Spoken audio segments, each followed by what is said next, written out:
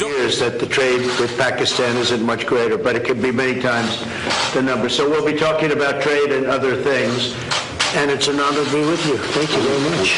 Please.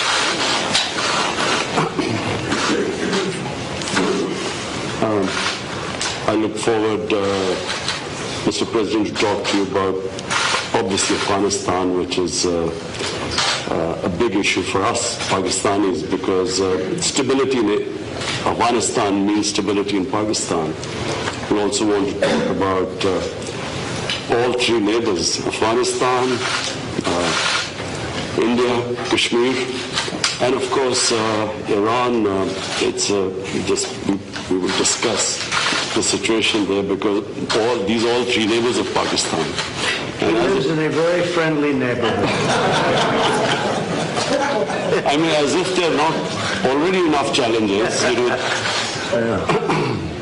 Mr. President, after your last meeting with the Prime Minister, you offered to mediate between India and Pakistan over Kashmir. And since then, the situation has gotten more complicated, and India continues to deny or accepting mediation. So where does the offer stand now, and don't you think... It would always stand. If I can help, I would certainly do that. And it will be dependent on both of these gentlemen.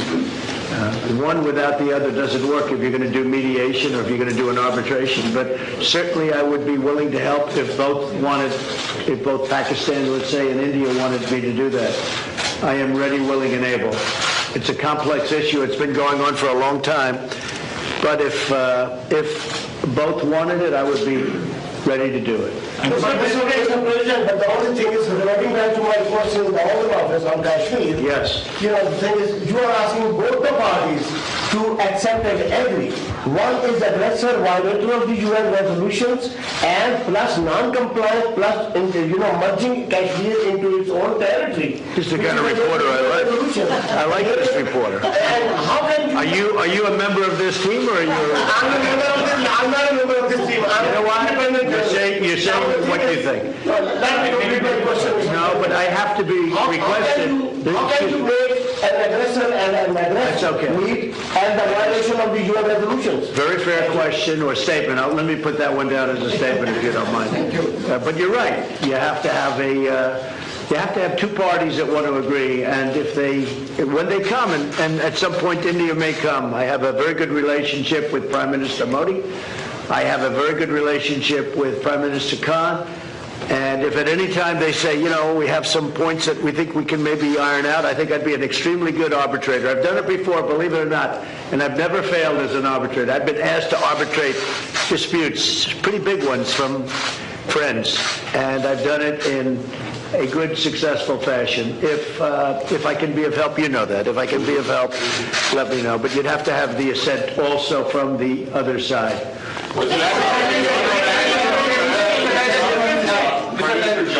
Now call for a new deal, just for a new Iran deal. This is the first time he's called for that. I wonder what your reaction to it, and have you discussed that with him? Well, I think that's why he's a winner. That's why he's a man that's going to be successful in the UK, and I think that's great. You're talking about Boris, yes, right? Talk about Boris. Boris is a man who, number one, he's a friend of mine, and number two, he's very smart, very tough. And he does want a new deal because the other deal was ready to expire. It was a very short number of years left. All that money paid and wasted. You didn't have the right to inspect the appropriate sites. You were looking at sites that would never be used to create nuclear. The sites that they would use, we weren't allowed to inspect. What kind of a deal is that? And ballistic missiles. They're allowed to test ballistic missiles and other things. But one of the biggest things is the fact that the agreement is going to expire in a very short number of years.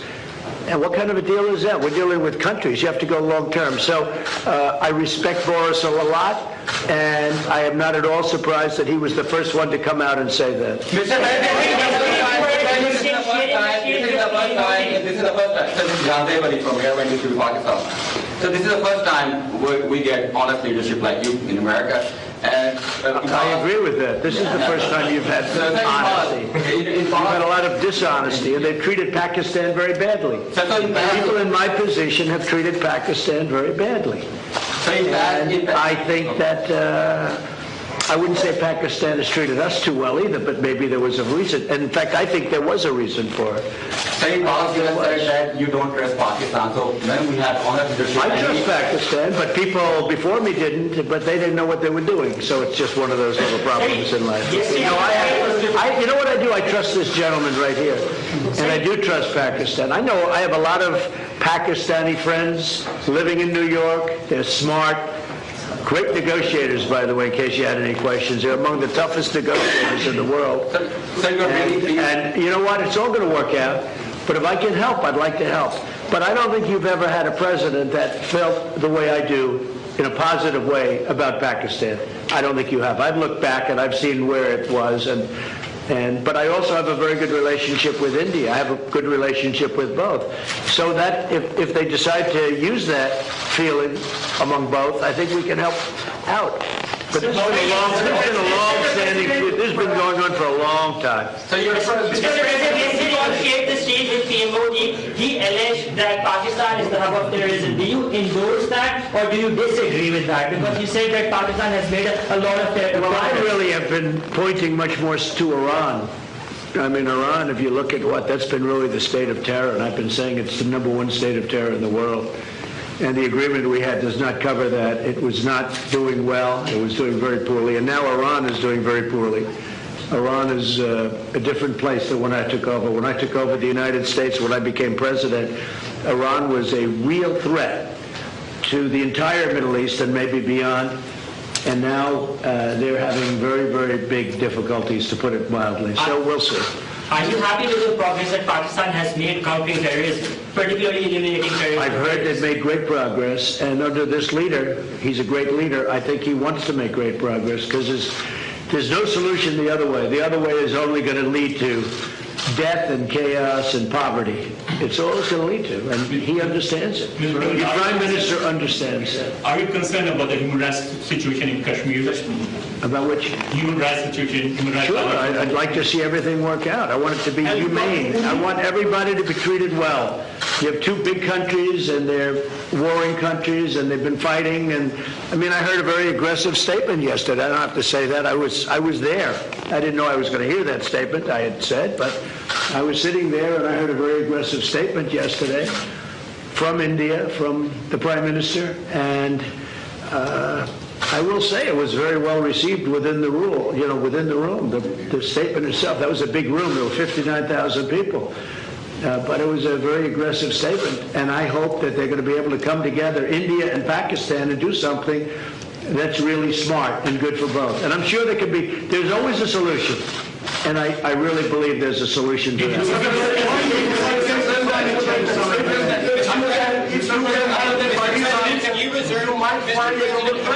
Easy. You've asked one already. Go ahead, quickly.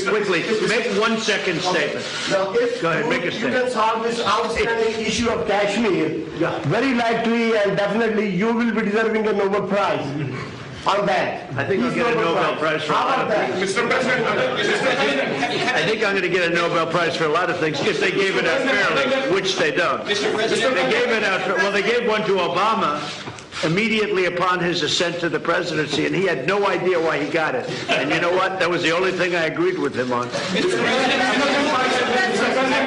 than Pakistan and India, Right, come on. other than Pakistan and India, the Kashmiri people are suffering last 15 days.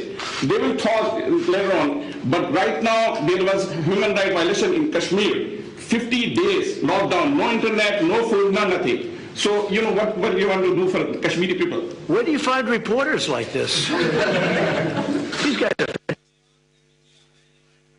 Pakistan and India, the Kashmiri people are suffering last 15 days. They will talk later on, but right now there was human rights violation in Kashmir. 50 days lockdown, no internet, no food, no nothing. So, you know, what do you want to do for Kashmiri people? Where do you find reporters like this?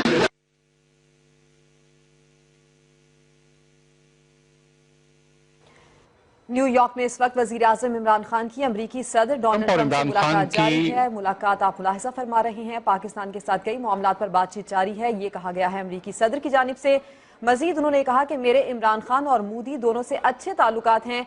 मसला कश्मीर पर दोनों फरीक ही तय कर सकते हैं कि क्या किया जाए। पाकिस्तान और भारत तैयार हों तो मसला कश्मीर पर सालिसी के लिए तैयार हूं। वजीर आजम इमरान खान पर मुकम्मल भरोसा कर सकता हूं।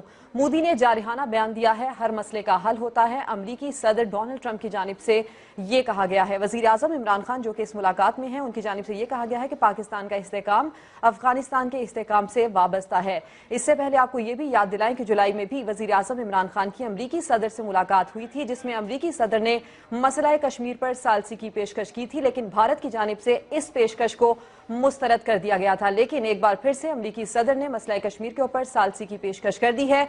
उनकी जानिब से ये कहा गया है कि मेरे इमरान खान और मोदी से बहुत अच्छे ताल्लुकात हैं। मसला कश्मीर पर दोनों फरीक ही तय कर सकते हैं कि क्या किया जाए। पाकिस्तान और भारत तैयार हों तो मसला कश्मीर पर सालिसी के लिए तैयार हूं। Now I would have asked you to at least lift the siege. I mean, it's a huge humanitarian crisis taking place. Okay, so we're going to be talking about that in a We'll little discuss while. that. Mr. President, what are your expectations from American President about the Kashmir issue? My expectations, President Trump heads the most powerful country in the world. And the most powerful country in the world has a responsibility.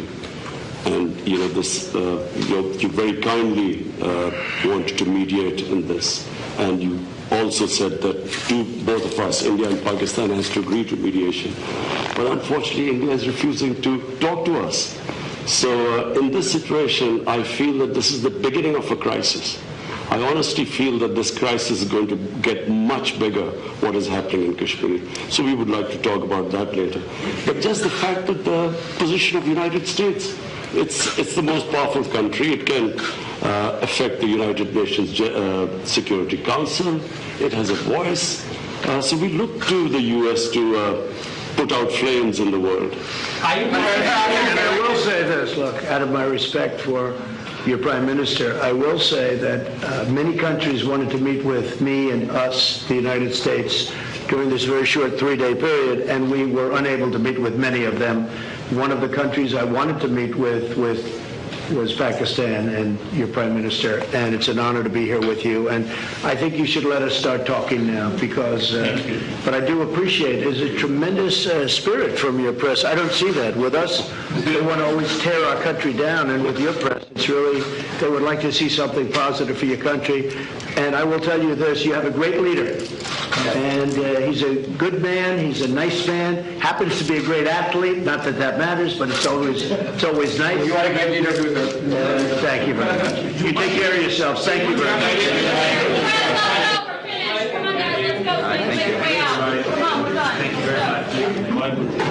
This way, guys. Thank you.